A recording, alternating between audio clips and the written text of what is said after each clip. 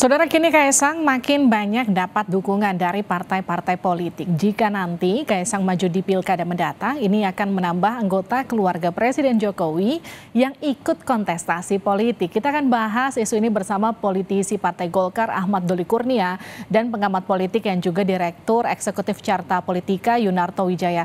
Mas Toto, Mas Doli, selamat malam. Selamat malam, Vivi. Saya ke Mas Doli dulu ya. Mas Doli. Ya. Kenapa tertarik untuk memajukan Kaisang di Pilkada Jakarta? Saya kira begini, ini kan poin yang disampaikan oleh Pak Erlangga kemarin itu adalah kita masih punya waktu yang cukup untuk membahas berbagai kemungkinan di berbagai daerah ya. Nah, kalau kita bicara tentang Jakarta, selama ini kan dikaitkan dengan Jawa Barat ya, dan selalu fokus kalau antara Golkar dan Kim itu Pak Ridwan Kamil. Nah, jadi dan sementara posisi Golkar kan sejauh ini kita lebih mendorong yang ideal itu Ridwan Kamil itu di Jawa Barat. Maka untuk Jakarta, seperti yang beberapa kali saya sampaikan, sebaiknya kita perlu juga memunculkan nama-nama baru dari masing-masing partai politik yang tergabung dalam Koalisi Indonesia Maju. Jadi waktu yang tinggal 40-an hari ini itu kita manfaatkan saja, kita jadikan untuk bisa menguji, melakukan exercise, berbagai kemungkinan, berbagai simulasi yang muncul. Saya pernah mengatakan waktu itu, misalnya Gerindra punya nama Ariza, ya, mantan wakil gubernur, ketua DPD Gerindra Jakarta, ada Budi Jiwandono, ada Bu Saras, nah kemudian di PAN juga mungkin ada Eko, Demokrat siapa lagi. Nah, PSI kan juga tergabung dalam Koalisi Indonesia Maju. Nah, bisa saja dimunculkan nama Kaisang Pangarep. Oke. Tetapi kan nanti at the end semua kembali kepada partai politik masing-masing. Jadi tergantung PSI dan Pak Kaisangnya sendiri. Oke. Apakah nanti kemudian setia atau tidak. Maaf saya potong Mas Doli. Kalau sebelumnya kan Golkar itu sudah ngasih tiket antara dua pilihan buat Ridwan Kamil ke Jakarta atau ke Jawa Barat. Tapi gini, tiba-tiba muncul nama Kaisang. Kalau dilihat dari pengalaman politik Kaisang, ini kan pengalaman politiknya belum banyak. Baru kemudian terjun ke politik, langsung jadi ketua umum. Pertimbangan Golkar menyebut nama Kaisang ini apa? Faktor Jokowi kah? Kan belum ya. Kan kemarin itu kan hasil pertemuan silaturahim antara PSI dengan Golkar.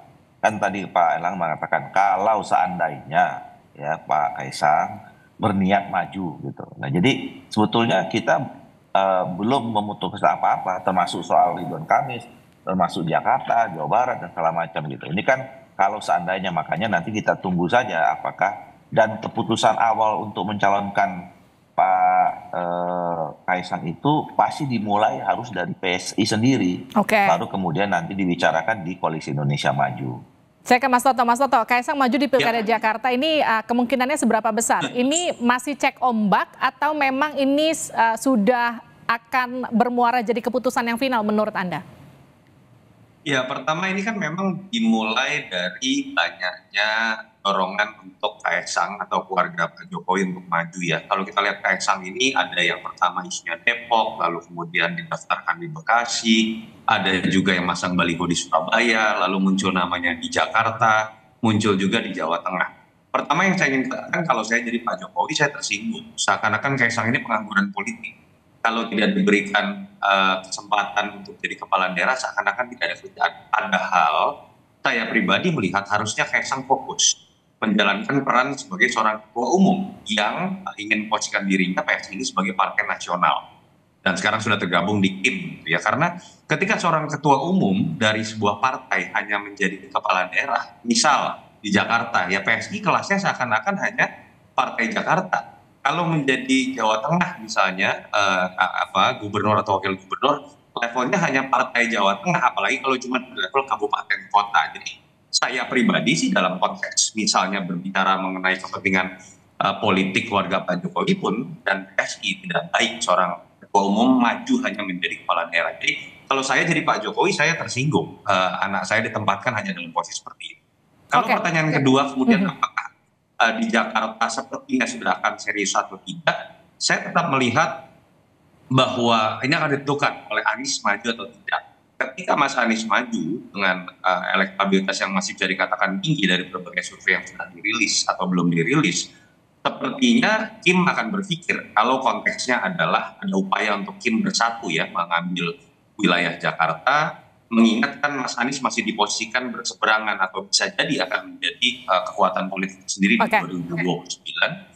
Menurut saya yang mumpuni secara survei hanya Ridwan Kamil. Tapi itu pun apakah akan dengan mudahnya Kim mengambil keputusan? Rekan saya, Golkar akan lebih menempatkan Ridwan Kamil dari sisi kepentingan partainya untuk Jawa Barat. Mengingat Jawa Barat ini angkanya besar sekali jumlah pemilih dan kemungkinan menang dari Ridwan Kamil jauh lebih besar. Jadi menurut saya ini masih sangat mentah untuk menyimpulkan Mas Kaisang maju atau tidak. Tetapi kan pembicaraan Mas Kaisang dengan pertemuan-pertemuan ketum partai diisukan menjadi calon kepala daerah, paling tidak itu menjadi panggung buat Kaisang yang butuh sekali panggung-panggung baru untuk menempatkan dirinya dianggap layak sebagai seorang ketua umum.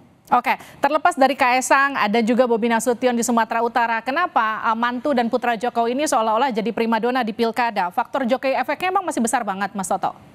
Ya, kalau bicara pengalaman Gibran kemarin kan terbukti efek dari Jokowi besar sekali. Tetapi kan ada beberapa catatan kritis. Pertama, andai kata pun memang Pak Jokowi masih memiliki pengaruh. Tetapi menempatkan misalnya Mas Kaisang ya, yang praktis belum pernah menjadi kepala daerah misalnya, langsung menjadi nomor satu. Menurut saya itu resiko yang sangat besar. Contoh Mas Gibran pun kemarin dalam konteks Pilpres, sekuat apapun Pak Jokowi, kalau ditempatkannya menjadi calon RI 1, menurut saya tidak akan mungkin mendapatkan kemenangan. Ini kan ada faktor Prabowo, ada faktor Mas Gibran. Jadi itu ada keterbatasan. Beda dengan Bobi. Bobi sudah uji coba di wali kota, sehingga lompatannya ini sudah ada untuk menuju gubernur. Yang kedua, ketika bicara mengenai DKI, ada sebuah sejarah loh, bahwa darah biru di DKI itu bukan sebuah aset. Kalau kita berkaca hasil pilkada 2017, Mas AHY pernah maju dan kita tahu malah kalah dalam posisi peringkat ketiga melawan Ahok dengan Anies. Jadi khusus mengenai Jakarta kita tahu adalah pemilih rasional. Menurut saya darah biru ini kalau tidak dikelola dengan narasi yang baik malah bisa menjadi liabilities dan bukan menjadi aset. Oke, saya lanjutkan soal darah biru itu. Ini kan kalau kita bicara soal tudingan negatif, dinasti politik, atau dinasti Jokowi lah sebut seperti itu. Saya ke Mas Doli ya. Ini kan kalau di Sumatera Utara, taruhlah, Golkar itu punya kader, ada Ijek. Tapi kemudian Golkar ngasih tiketnya ke Bobi Nasution.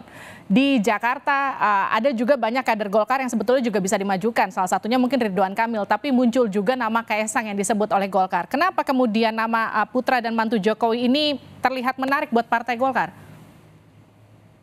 Ini dua hal yang berbeda ya, karena dua daerah ini berbeda dan dinamika serta situasinya berbeda. Nah kalau di Sumatera Utara itu kan sekali begini. Kalau dalam menghadapi pilkada, kontestasi pilkada ini, tentu sekarang judul besarnya buat partai politik itu adalah bagaimana supaya setiap kontestasi itu bisa kita menangkan. Nah untuk menang itu ada dua. Yang pertama, variabel utamanya. Yang pertama adalah apakah tokoh yang kita calonkan itu selama ini punya daya tarik atau akseptabilitas dari masyarakat atau tidak. Itu bisa dilihat masyarakat di daerah itu membutuhkan sosok ini atau tidak gitu. Nah dan yang kedua itu dilihat dari hasil survei. Nah kalau kita bicara tentang Sumatera Utara, sejauh ini kita memang melihat hasil surveinya yang paling tinggi itu adalah saudara Bobi Nasution. Ya, dengan segala hormat, walaupun kita juga punya kader sendiri ya, masih elektabilitasnya di bawah saudara Bobi. Nah yang kedua juga Golkar dan saudara Bobi ini punya sejarah ya. Dulu di wali kota juga pertama kali yang mengusung saudara Bobi jadi wali kota adalah Golkar dan menang gitu loh ya. Jadi itu menjadi faktor pertimbangan kita. Nah sementara kalau untuk Jakarta kan sejauh ini tadi saya katakan ini masih membutuhkan waktu ya, masih banyak situasi yang belum terjadi ya. Jangankan kita bicara mencalonkan Pak Kaisangnya sendiri aja tadi bilang 49 hari lagi masih banyak kemungkinan. Jadi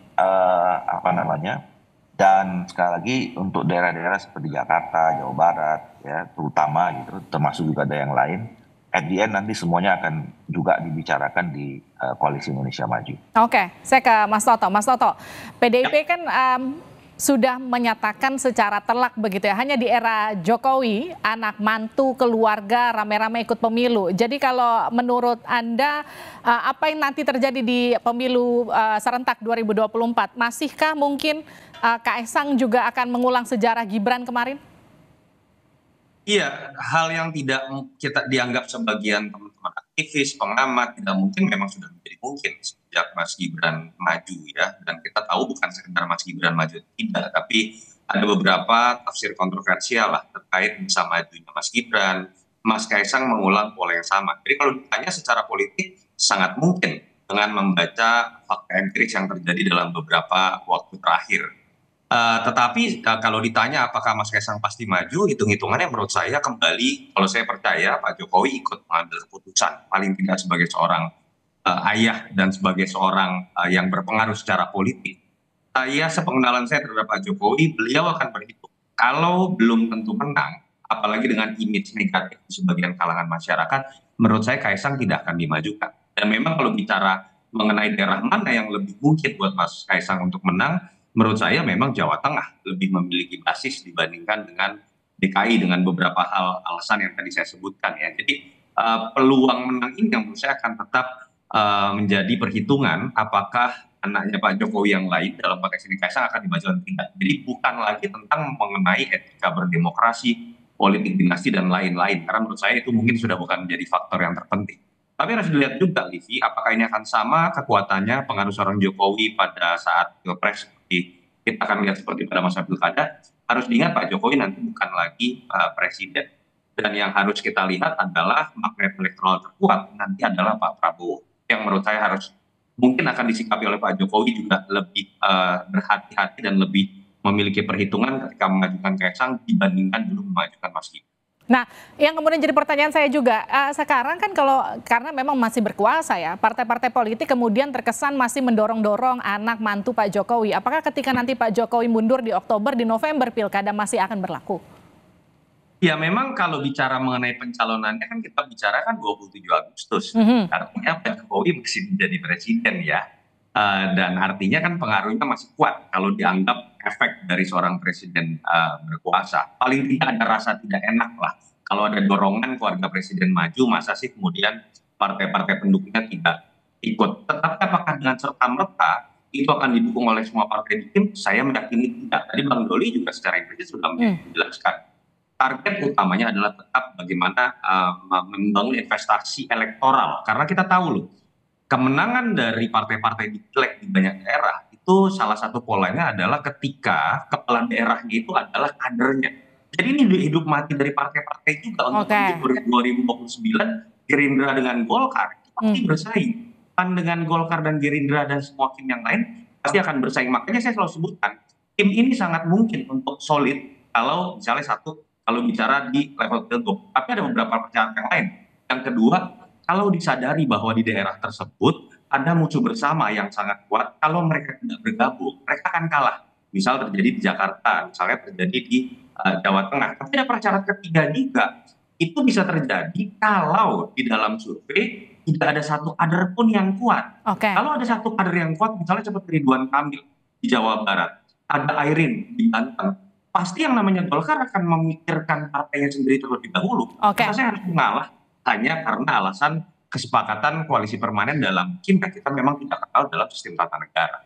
Oke, terima kasih Mas Toto. Terima kasih juga Mas Doli sudah bergabung bersama kami di Sapa Indonesia Malam Sehat. Terima kasih Bang Doli, Chief. Yo, Chief. Thank you, Chief.